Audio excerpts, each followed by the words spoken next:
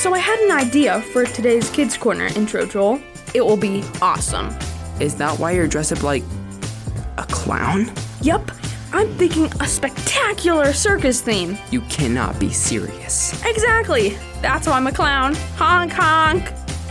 Right. Come on, you never play along with my ideas. Fine.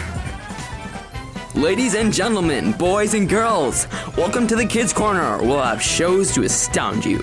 So hold on to your cotton candy because here we go. Honk, honk.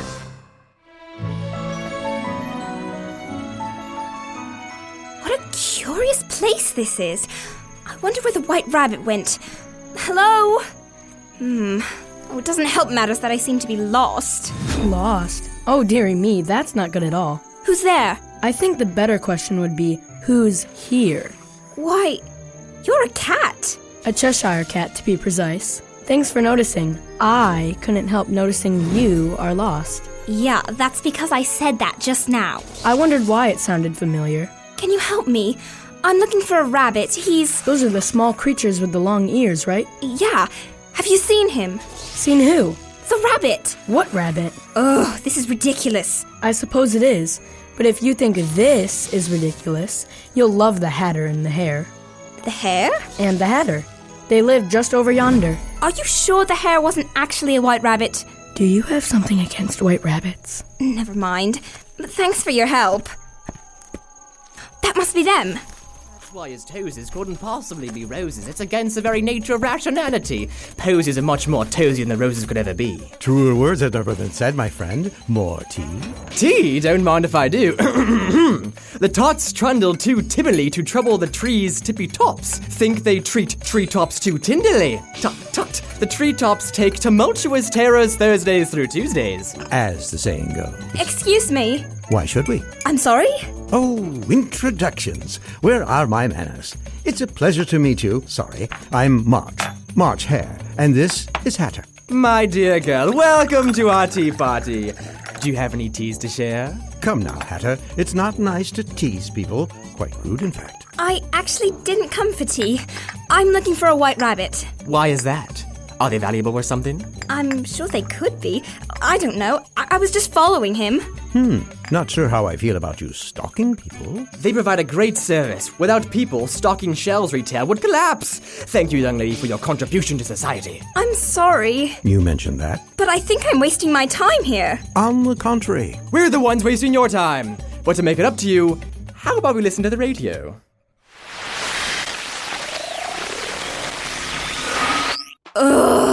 That doesn't sound good. Anything wrong, Laura? It's this book I'm reading for school. It's a slog.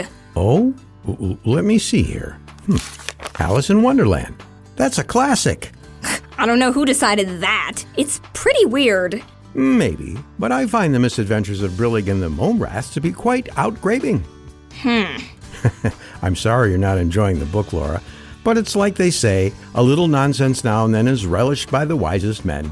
And what does that mean? Just give it a chance. I'll try, Mr. Jacobs. Would cookies and milk help? Wouldn't hurt. I'll be right back then. All right, Will, we're here. Will you stop being sulky? Whatever. Hey, guys. What's going on? Hey, Laura. Will's being a grouch. I figured we should come to the garage.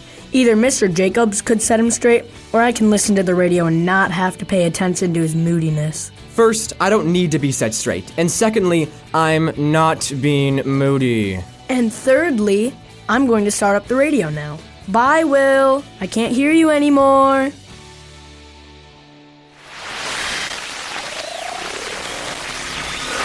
Thanks for the milk and cookies, Mr. Jacobs. They're amazing. Glad to hear it. Yeah, cookies make everything better. Don't they, Will? They don't make things worse, I suppose. I can bring out more. It's not a cookie kind of problem, Mr. Jacobs. I got grounded last Sunday. It's my first day hanging out with friends since then. Wow. Sounds like you had quite a week. What did you do? Yeah, did you rob a bank or something? No, and that's kind of the thing that bothers me. It was for nothing. Nothing, huh? Nothing important. I was just telling jokes. Were they dirty jokes? No. Were they jokes making fun of someone to hurt their feelings? Come on, guys. You know me. I wouldn't do that. Still, I find it hard to believe your parents would ground you for no reason. Fine. They grounded me because I was telling jokes to my friend at church during the service. Ah, it all becomes clear now. It does? Of course it does, Nate. You shouldn't be goofing off during church. Everyone knows that. Obviously not everyone. I know it now, but I still think it was nothing. I mean, Pastor tells jokes during his sermon from time to time, and I don't see anyone grounding him. You can ground a pastor. You know what I mean. I just don't get it. Maybe a Bible verse might help? Or maybe a drama script? I might have one that might explain. Let me go check. We'll listen to the radio in the meantime.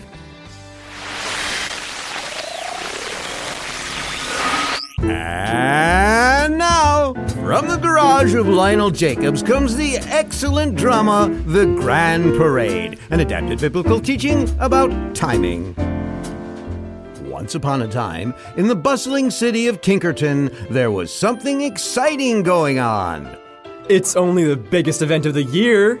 Yeah, it's Founders Day! 77 years ago, Lord James Tinker came to the shores of Crystal Clear Lake and built his trading post and cabin, becoming the very first settler of this fine city. And from that day on, we have thrown parades in his honor to commemorate his good taste in city locations. At the time of our story, the fair citizens of Tinkerton were planning for the upcoming parade. The Tinkerton Fire Department is excited to showcase their finest, most up-to-date engines, and the parade is the best place to do that. The Crystal Clear Lake Company players will be having a float featuring their upcoming shows. The Bison Club will be sponsoring the James Tinker High Marching Band, as well as the Historical Society's Founders Day float. This is going to be one huge parade. And indeed, when the day of the parade arrived, there were many floats, bands, performers, and marchers all ready to go. But when the signal was given for the parade to begin, they all sort of started at the same time. What's going on? We're trying to start the parade! What are you doing cutting in line? You're cutting line. I thought the marching band was first. The parade ground to a halt before it even got onto the street. That is until the chief of police showed up and started directing traffic. All right, people, fire engines first. Then after that, we need the Bone Museum float. All right, now the high school marching band. Good. Keep it moving, people. Got a parade to rein in. Hop, hop, hop. 2, 3, 4. Once again, the parade started down the street, and the city was able to celebrate their founding with ticker tape and aplomb. Whatever that is. The moral is, when the church gathers to worship God, it's important to respect each other, paying attention to what God is doing in the service and not distracting from it. If we do these things, our services can be times of celebration. But if we don't, chances are they won't get very far.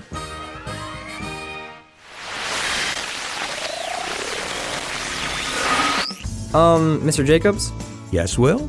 That drama about the parade. You said that it was based on something the Bible teaches, right? Yep, most of them are. Right. Where would I find that lesson in the Bible? There are a few places that the Bible talks about the topic, but I think the most clear place would be 1 Corinthians 14. This is where God explains to an early church how to organize their gatherings so that there wasn't a lot of interruptions or chaos gumming up the works. All right, I'll have to look into that. I have another question if you're done with Will's, Mr. Jacobs. Fire away, Nate. Great. I was wondering. We've learned that we shouldn't be distracting in church by being silly and telling jokes. But does God want us to be silly? At all? Yeah, it seems to me that God's a pretty serious guy. Even when he was on Earth, Jesus wasn't one to goof around. You got a point, Laura. I think there's a slight difference between what we might call being silly and what God calls being foolish. Okay. Starting with what the Bible says, in the book of Proverbs especially, there are dozens if not hundreds of warnings about the dangers of foolishness. All these verses explain different aspects of what foolishness is, but I think an easy way to summarize is, foolishness is when we treat things that aren't important to God as important, and things that are important to Him as not important. If we look at Luke 12, we'll find a story Jesus tells about a man who foolishly stored up all his earthly wealth only to die and lose it all. Here, Jesus was warning against the foolishness of hoarding the gifts God has given us instead of using them to help others. Other examples, right off the top of my head, are Proverbs 19:1, Proverbs 15:5, Proverbs 29:11. We get the picture. So, what about being silly? If when we talk about silliness, we mean acting in a fun way to make people laugh, I believe that this can be something God likes. Obviously, there's a time and place for it, like it says in Ecclesiastes 3, but joy, laughter, and encouraging each other with words that build each other up are big parts of the life that God wants for us. I found even in the Bible, very wise men can say some silly things to make a point. You mean the Bible has jokes in it? Maybe. That might be a good thing for you to look into. Yeah, I'll have to go home and check that out. Okay, now I'm curious. Come on, Nate, let's go look that up. All right, bye, Mr. Jacobs. Later, kids.